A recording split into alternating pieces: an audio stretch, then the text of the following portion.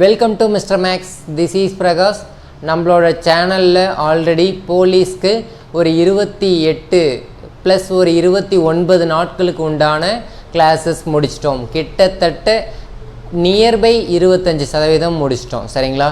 ஒரு 1/4 பார்ட் பக்கமாக முடிச்சிட்டோம். இன்னும் இருக்கிறது 3/4 பங்கு, 3/4 பங்கு தான். அந்த பங்கையும் நம்ம கரெக்டாக யூஸ்ஃபுல்லாக ட்ராவல் பண்ணிட்டோம்னா கண்டிப்பாக நம்ம ஈஸியாக கிளியர் பண்ணிட முடியும்.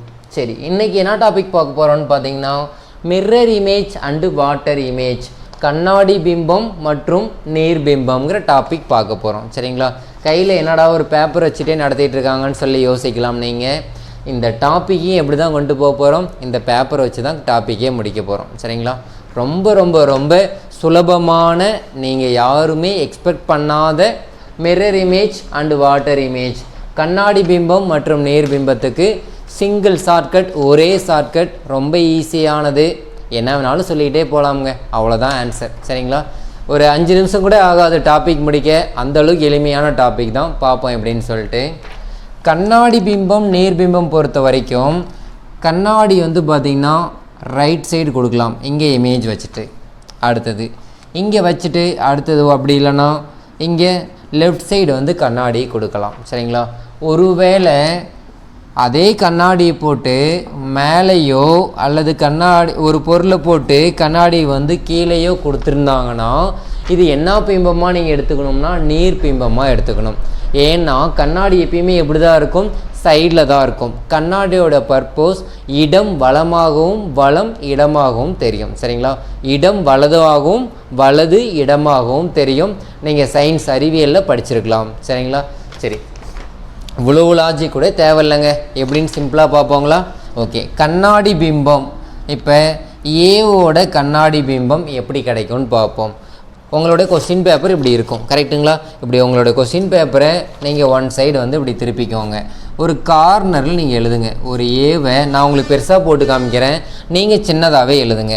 அப்போ ஏவை நான் பெருசாக போட்டு காமிக்கிறேன் பாருங்கள்.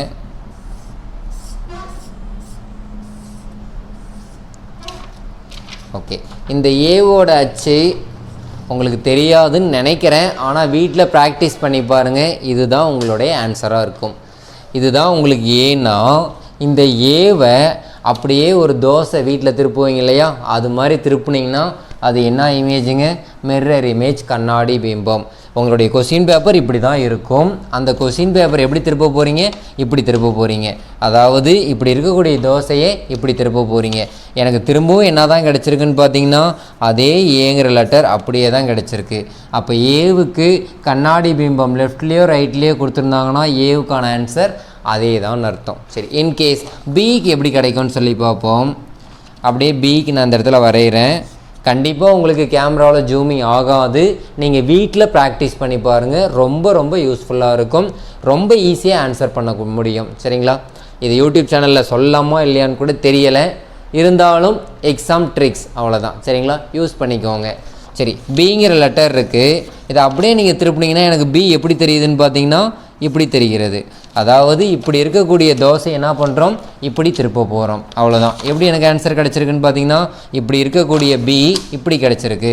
அப்போ எனக்கு ஆன்சர் எப்படி வந்திருக்குன்னு பார்த்தீங்கன்னா பிங்கிற லெட்டர் இப்படி கிடச்சிருக்கு. எந்த இமேஜ் வேணாலும் எடுத்துக்கோங்க, எல்லாத்துக்கும் சேம் ப்ரொசீஜர் தான். ஒரு அம்புக்குறி கூட போட்டு காமிக்கிறவங்களுக்கு இப்படி இருக்குது, இப்படி ஒரு அம்புக்குறி இருக்குது, இப்படி ஒரு அம்புக்குறி இருக்குது. இதற்கான உங்களுக்கு கண்ணாடி பிம்பம் கேட்குறாங்க. அதுக்கான ஆன்சர் என்ன பண்ணோம், ஜஸ்ட்டு தோசையை திருப்ப போகிறோம். எப்படி எனக்கு ஆன்சர் வந்திருக்குன்னு பார்த்தீங்கன்னா இப்படி வந்திருக்கு. அப்போ உங்களுக்கான ஆன்சர் திரும்பவும் இந்த அம்புக்குறி நேராக இருந்திருக்கு, இந்த அம்புக்குறி மேலே போயிருக்கு. அவ்வளோதாங்க ஆன்சர். இவ்வளோதான், கண்ணாடி பிம்பம் முடிந்தது. நீர் பிம்பம் அதுக்கு என்ன பண்ணணும்னு சொல்லி யோசிச்சிங்கன்னா உங்களுடைய கொஸ்டின் பேப்பர் இப்படி எழுதிட்டு இருப்பீங்க, கரெக்டுங்களா? இப்படி எழுதிட்டு இருக்கும் பட்சத்தில் லைட்டாக அந்த இடத்துல கிழிச்சாலும் சரி, இல்லைனா கொஸ்டின் பேப்பரை இப்படி மடக்கிட்டாலும் சரி. ஓகேங்களா? ரெண்டில் ஒரு ஆப்ஷன். இப்படி எனக்கு தெரிஞ்ச வரைக்கும் கொஸ்டின் பேப்பர் இப்படி இருக்குன்னா இந்த இடத்துல ஒரு ஏங்கிற லெட்டர் வரைகிறீங்க. ஏங்கிற லெட்டர் வரைஞ்சிட்டு கொஸ்டின் பேப்பர் இப்படி லைட்டாக இப்படி மடிச்சிங்கன்னா போதும். அதுதான் உங்களுடைய நீர் பிம்பம் ஆன்சர். சரிங்களா? என்ன லெட்டர் எப்படி வந்திருக்குன்னு பாருங்கள், இப்படி கிடச்சிருக்கு. அப்போ நீர் பிம்பம் எனக்கு ஆன்சர், இதுதான் ஆன்சர். சரிங்களா? எந்த இமேஜ் எவ்வளோ கஷ்டமான இமேஜ் கொடுத்தாலும் அந்த இமேஜ் அப்படியே நீங்கள் கொஸ்டின் பேப்பரில் கொஞ்சம் டார்க்காக வரைஞ்சிங்கன்னா ஆன்சர் ஈஸியாக ஃபைண்ட் அவுட் பண்ணிடலாம். சரிங்களா? சரி, பிங்கிற லெட்டருக்கு வரைஞ்சி பார்ப்போம். பிங்கிற லெட்டர் அப்படியே கீழே டவுன் பண்ண போகிறோம். பிங்கிற லெட்டர் எனக்கு எப்படி வந்திருக்கு? அப்படியே தான் வந்திருக்கு. அப்புறம் பிங்கிற லெட்டருக்கு வாட்டர் இமேஜ் நீர்பிம்பம் அப்படியே தான் கிடைக்கும்னு அர்த்தம். சரிங்களா? சரி, அடுத்ததாக கஷ்டமான ஏதாவது வேறு ஒரு படம் வரைஞ்சி பார்க்கலாங்களா? சரி, இந்த படமே வரைஞ்சி பார்க்கலாங்களா? நீர்பிம்பத்துக்கு அப்படியே இங்கே ஒன்று வந்திருக்கும், இப்படி ஒன்று, இப்படி ஒரு நேர்கோடு. இதற்கான நீர்பிம்பம் எப்படி வருதுன்னு பார்ப்போம். அப்போ இதற்கான நீர்பிம்பம் ஆன்சர் வந்து பார்த்திங்கன்னா இப்படி கிடச்சிருக்கு. சரிங்களா?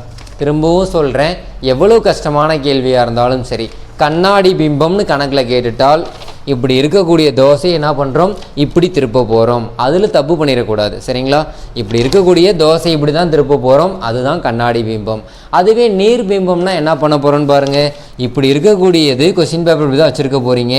ஏங்கிற லெட்டர் இருக்குன்னா அப்படியே மடிக்க போகிறீங்க. ஏங்கிற லெட்டர் எப்படி வந்திருக்கும்? இப்படி கிடச்சிருக்கும்.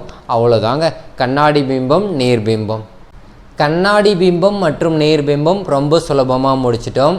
அடுத்ததாக கண்ணாடி பிம்பத்தையும் கிளாக் கடிகாரத்தையும் இணைச்சு ஒரு கேள்வி கேட்டுட்ருக்காங்க. அந்த கேள்வியை எப்படி ஈஸியாக அப்ரோச் பண்ணலாங்கிறது தான் இப்போ பார்க்க போகிறோம். கடிகாரத்தில் தற்போது 8:45 என காட்டுகிறது எனில் கண்ணாடியில் என்ன மணி தெரியும்னு கேட்குறாங்க. அதாவது இங்கே ஒரிஜினல் வாட்ச் இருக்குது, பக்கத்துலேயே ஆப்போசிட்டில் ஒரு பக்கத்தில் வச்சுக்கலாம், பக்கத்தில் ஒரு கண்ணாடி ஒன்று இருக்குது. இங்கே எனக்கு ஒரிஜினல் வாட்சில் 8:45 மணி காமிச்சதுன்னா கண்ணாடியில் எனக்கு என்ன மணி தெரியும்னு சொல்லி கேள்வி கேட்குறாங்க. சரிங்களா? இதை எப்படி அப்ரோச் பண்ணலான்னு பார்ப்போம். 12, 6, 3, 9, 10, 11, 1, 2, 4, 5, 7, 8 மணி என்ன சொல்லியிருக்காங்க? 8:45 அப்படின்னா பெரிய முள் உங்களுக்கு எதுக்கு நேராக இருந்திருக்கும்னு பார்த்தீங்கன்னா 9க்கு நேராக இருந்திருக்கும். சிறிய முள் உங்களுக்கு எதுக்கு நேராக இருந்திருக்கும்னு பார்த்தீங்கன்னா 8 தாண்டி இருந்திருக்கும், இன்னும் பக்கமாகவே இருந்திருக்கும் உங்களுக்கு. சரிங்களா? இப்படி கிடச்சிருக்கும். அதாவது கடிகார கணக்கை பொறுத்த வரைக்கும் பெரிய முள் தான் உங்களுக்கு நிமிட முள் தான் பெரிய முள்னு சொல்லுவோம், மணி முள்ளை சிறிய முள்னு சொல்லுவோம். ஏன்னா இது சின்னதாக இருக்குது அதனால் மணிமுள், இது நிமிட முள் பெருசாக இருக்குது அதனால் பெரிய முள்னு சொல்கிறோம். சரிங்களா? சரி, அப்போ 8:45 இதுன்னா நான் உங்களுக்கு தெளிவாக சொல்லியிருப்பேன். என்ன பிம்பம் தோன்றும்னு சொல்லி இடவள மாற்றம் தோன்றும்னு நான் சொல்லியிருப்பேன். சரிங்களா? கண்ணாடியை பொறுத்த வரைக்கும் நீங்கள் வீட்டில் போயிட்டு ரைட் ஹேண்டில் சாப்பிட்டிங்கன்னா எதில் தெரியும்? லெஃப்ட் ஹேண்டில் சாப்பிட்ற மாதிரி தெரியும். லெஃப்ட் நோஸை தொட்டிங்கன்னா ரைட் நோஸ் தொடுற மாதிரி தெரியும். இடம் வளமாகவும் வளம் இடமாகவும் மாற்றமடைந்து கண்ணாடியில் மாயபிம்பமாக உங்களுக்கு தோன்றும். சரிங்களா? சரி, அப்போ இந்த 8:45 மணி அங்கே கண்ணாடியில் எப்படி தோணியிருக்கோன்னு பார்த்தீங்கன்னா அதே மாதிரி நம்ம வரைஞ்சிடலாம். 12, 6, 3, 9, 10, 11, 1, 2, 4, 5, 7, 8. இங்கே 8:45 8க்கும் 9க்கும் நடுவில் இருக்குது அப்படின்னா இங்கே இருக்கக்கூடியது அப்படியே இங்கே டிட்டோவாக இருக்கும். சின்ன முள் பார்த்திங்கன்னா இந்த இடத்துல இருந்திருக்கும், பெரிய முள் 9க்கு ஆப்போசிட்டில் நேராக இருந்திருக்கும். சரிங்களா? அப்படின்னா இங்கே என்ன டைம் வந்திருக்குன்னு பாருங்கள், கிட்டத்தட்ட ஒரு 3:15 அந்த ரேஞ்சில் காமிக்குது. சரிங்களா? இங்கே பாருங்கள் 8:45 அப்படிங்கிற டைம் காமிச்சிருக்கு. சரி, இது இவ்வளோ தூரம் நம்ம கஷ்டப்பட்டு கண்டுபிடிக்கணுமா அப்படின்னு பார்த்தீங்கன்னா கிடையவே கிடையாதுங்க. ரொம்ப ஈஸியாக ஒரு ஷார்ட்கட் வழி சொல்லித்தரேன், அதை ஃபாலோ பண்ணிக்கோங்க. என்ன ஷார்ட்கட் அப்படின்னு பார்த்தீங்கன்னா 11 மணியில் இருந்து 1 மணிக்குள்ளே ஏதாவது டைம் கண்டுபிடிக்க சொன்னாங்கன்னா நீங்கள் ஒரு ஷார்ட்கட் யூஸ் பண்ணிக்கலாம். என்ன ஷார்ட்கட்னு பார்த்தீங்கன்னா 24லேருந்து என்ன டைம் கொடுத்துருக்காங்களோ அதை கழிச்சிக்கணும். புரியுதுங்களா? ரெண்டாவது 1 மணிலேருந்து 11 மணி வரைக்கும் ஏதாவது டைம் கொடுத்துருந்தாங்கன்னா, அதாவது 2 மணி 3 மணி 3:30 3:15 10:30 11 மணி வரைக்குமே கொடுத்துருந்தாங்கன்னா அதை 12 மணிலேருந்து நீங்கள் கழிச்சிங்கன்னா ஆன்சர் வந்துடும். இன்னும் தெளிவாக சொல்லணும்னா 24:00 இது 12:00 கழிக்கிற மாதிரி இருக்கும். சரிங்களா? நல்லா இந்த விஷயத்தை ஞாபகம் வச்சுக்கணும். 11:01 ரெண்டுக்கும் இடைப்பட்டதில் 11:15 11:30 இல்லை 12 மணி கேட்குறாங்க, இல்லை 12:30 12:45 எந்த டைம் கேட்டாலும் அந்த வேல்யூவை 24லேருந்து கழிச்சிங்கன்னா ஆன்சர். அதுவே 1லேருந்து 11க்குள்ளே எந்த மணியில் கேட்டாலும் 12லேருந்து கழிச்சிங்கன்னா உங்களுக்கு ஆன்சர் கிடச்சிரும். சரி, இந்த கேள்வியில் என்ன கொடுத்துருக்காங்க? 8:45 கொடுத்துருக்காங்க. சரிங்களா, 8:45 கண்டிப்பாக இந்த இன்பிட்வீனில் தான் வரும். அப்போ எதுலேருந்து கழிக்கணும்? 12லேருந்து கழிக்கணும். 12லேருந்து 8:45 நீங்கள் கழிச்சிங்கன்னா 0லேருந்து 45 போகாது. ஸோ என்ன பண்ணிக்கலாம்? கடன் தான் வாங்கணும். சின்ன வயசுலேருந்தே நம்ம வீட்டில் கடன் வாங்க சொல்லி கொடுத்துருப்பாங்க. பக்கத்து வீட்டில் போய் டீ தூள் வாங்கிட்டு வா, பக்கத்து வீட்டில் போயிட்டு ஏதாவது வாங்கிட்டு வான்னு சொல்லி கடன் வாங்கி ஸ்கூல்லேயும் கடன் வாங்க சொல்லி கொடுத்து நம்ம நிறையா கற்றுக்கிட்டோம் கடன் வாங்க. சரியா? சரி, முடிஞ்ச அளவு கடன் வாங்குறதெல்லாம் தவிர்த்துருங்க. நிறைய மனஸ்தாபங்களை அது உண்டாக்கிடும். சரி, ஓகே. 1 மணி நேரம் என்பது எத்தனை நிமிடங்க? 1 மணி நேரம் என்பது உங்களுக்கு 60 நிமிடங்கள்னு தெளிவாக தெரியும். சரிங்களா? அப்போ இங்கேருந்து நான் 1 மணி நேரம் கடன் கொடுத்தேன்னா இங்கே எத்தனை நிமிடங்களாக மாறும்? 60 நிமிடங்களாக தான் மாறும். அப்போ இந்த வேல்யூ 60. சில பேர் 100ன்னு போட்டுருவாங்க, அது தவறு. 1 மணி நேரம் என்பது 60 நிமிடம் தான். அப்போ 60லேருந்து 45 போயிடுச்சுன்னா 15. இங்கே 11ன்னு இருந்திருக்கும். 11ல் 8 போயிட்டா 3.25. இதோட ஆன்சர் என்ன தாங்க? 3:15. அப்போ இந்த கேள்விக்கான விடை என்ன தான் கிடச்சிருக்கும்? 3.25ன்னு கிடச்சிருக்கும். இன்னும் ஒரு சில எடுத்துக்காட்டுகள் பார்ப்போம். அப்போ உங்களுக்கு இன்னும் தெளிவாக புரிஞ்சிடும். ஓகே, அடுத்த கேள்வி. கடிகாரத்தில் தற்போது 11:30 என காட்டுகிறது எனில் கண்ணாடியில் என்ன மணி தெரியும்னு கேட்குறாங்க. போன கொஸ்டின் அப்படியே ரிப்பீட் ஆகிருக்கு, டைம் மட்டும் மாறி இருக்குது. 11:30. நான் ஷார்ட்கட் என்ன சொல்லி கொடுத்தேன்? 11லேருந்து 1 மணியாக இருந்தால் 24லேருந்து கழிக்கணும்னு சொல்லியிருந்தேன். 1லேருந்து 11 மணியாக இருந்தால் 12லேருந்து கழிக்கணும்னு சொல்லியிருந்தேன். கரெக்டுங்களா? இப்போ 11:30 இருக்குது. அப்போ இதுக்கு இடைப்பட்ட டைமு எதுலேருந்து கழிக்கணும்? 24லேருந்து கழிக்கணும். 24லேருந்து 11:30 கழிக்கணும். இப்போ இங்கே 0 தான் இருந்திருக்கும், கழிக்க முடியாது. கண்டிப்பாக கடன் வாங்கியிருக்கணும். 1 மணி நேரம் கடன் வாங்கியிருந்தால் இங்கே 23 மணி நேரமாக மாறி இருக்கும். இங்கே 60 மாறி இருக்கும். 60ல் 30 போயிட்டா 30, 3ல் 1 போயிட்டா 2, 2ல் 1 போயிட்டா 12. அப்போ உங்களுடைய ஆன்சர் 12:30.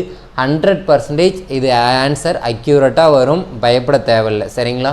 சரி, அடுத்ததாக ஒருவேளை எடுத்துக்காட்டுக்கு வேறு ஏதாவது நம்ம ஒரு டைம் போட்டு பார்ப்போம். ஒரு 6:30ன்னு சொல்லி கொடுத்துட்டாங்க. அப்போ ஆன்சர் என்ன வரும்? எதுலேருந்து கழிக்கணும்? 1 to 11. அப்போ 12லேருந்து கழிச்சா உங்களுக்கு ஆன்சர் கிடச்சிரும். இங்கேருந்து இங்கே ஒன்று கடன் கொடுத்துட்டிங்கன்னா 60 மாறி இருக்கும், இது 11 மாறி இருக்கும். 60ல் 30 போயிட்டா 30, 11ல் 6 போயிட்டா 5. அப்போ 6ங்கிற உங்களுடைய வாட்சை நீங்கள் கண்ணாடியில் போய் பார்த்தீங்கன்னா என்ன டைமாக தெரியும்? 5:30 தான் தெரியும். சரிங்களா? சரி, வேறு ஒரு எடுத்துக்காட்டு. ஒரு 10:45, 10:45 எங்கள் இதுக்குள்ளே இருக்குது, 1க்கும் 11க்கும் இடையில் இருக்குது. அப்போ எதுலேருந்து கழிக்கணும்? 12லேருந்து கழிக்கணும். இங்கேருந்து இங்கே 1 கடன் கொடுத்துடலாம். 60, இது 11 மாறி இருக்கும். அப்போ 60ல் 45 போயிட்டா 15, 11ல் 10 போயிட்டா 1. அப்போ உங்களுடைய ஆன்சர் 1.25ன்னு சொல்லி கிடச்சிருக்கும். சரி, அடுத்தது 12:45ன்னு ஒரு டைம் எடுத்துக்கலாம். இதுக்கு என்ன ஆன்சர் கிடைக்குதுன்னு பார்ப்போம். 11க்கும் 1க்கும் இடையில தான் இருக்குது. அப்போ எதில் கழிக்கணும்? 24ல் கழிக்கிற மாதிரி இருக்கும். கரெக்டுங்களா? இங்கேருந்து இங்கே என்ன பண்ணிக்கணும்? கடன் கொடுத்து தான் ஆகணும். இது 23 மாறி இருக்கும், இது 60 மாறி இருக்கும். 60ல் 45 போயிட்டா 15, 23ல் 12 போயிட்டா 11.25ன்னு ஆன்சர் கிடச்சிருக்கும். எல்லா சம்மையுமே நான் வெரிஃபை பண்ணிட்டேன், எல்லா டைமையுமே செக் பண்ணிட்டேங்க. 100% இந்த ஆன்சர் சரியானது தான். சரிங்களா? அவ்வளோதாங்க. நம்ம கண்ணாடி பிம்பம் மற்றும் நீர்பிம்பமில் உங்களுக்கு எந்த அளவுக்கு டெப்த்தாக கொஸ்டின் கேட்க முடியுமோ அந்த அளவுக்கு நம்ம சொல்யூஷன் பார்த்துட்டோம். சரிங்களா? இதை விட கஷ்டமாக உங்களுக்கு கேள்வித்தாளில் கேட்கவே முடியாது. இதை விட ஈஸியான ஒரு ஷார்ட்கட்டாக உங்களுக்கு யாரும் சொல்லி தந்திருக்கவும் முடியாதுன்னு நான் நினைக்கிறேன். ஒருவேளை யாராவது இதெல்லாம் முன்னாடியே தெரிஞ்சிருந்தால் கீழே கமெண்ட் செக்ஷனில் தெரிவிங்க, நானும் தெரிஞ்சுக்கிறேன். சரிங்களா? கண்டிப்பாக இந்த கிளாஸ் உங்களுக்கு யூஸ்ஃபுல்லாக இருந்திருக்கும். உங்களுடைய நண்பர்களுக்கும் தெரியப்படுத்துங்க நம்மளோட சேனல், நம்மளோட ஷார்ட்கட்ஸ் பற்றிலாம். சரிங்களா? மீண்டும் நம்ம அடுத்த கிளாஸில் பார்ப்போங்க. தேங்க்யூ.